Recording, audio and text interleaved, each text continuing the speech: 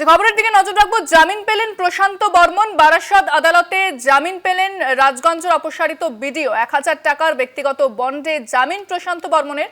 স্বর্ণ ব্যবসায়ী খুনে দীর্ঘদিন ফেরার ছিলেন প্রশান্ত। আদালত থেকে বেরিয়ে সংবাদ মাধ্যমকে দেখে পালালেন প্রশান্ত। বারাসাত আদালতে জামিন পেলেন রাজগঞ্জের অপসারিত বিডিও। জামিন পেলেন প্রশান্ত বর্মন, অপসারিত বিডিও। তিনি জামিন পেয়েছেন, সংবাদ মাধ্যমকে দেখেই ছুট লাগালেন।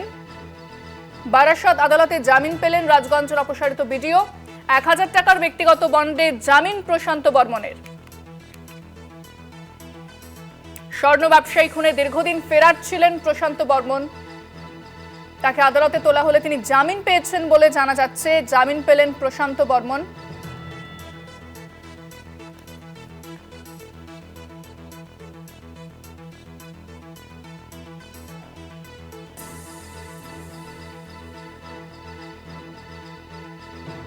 ফোনে রয়েছেন প্রতিনিধি ভক্তি দে। ভক্তি, প্রশান্ত বর্মন জামিন পেয়েছেন, কি জানতে পারছো বিষয়?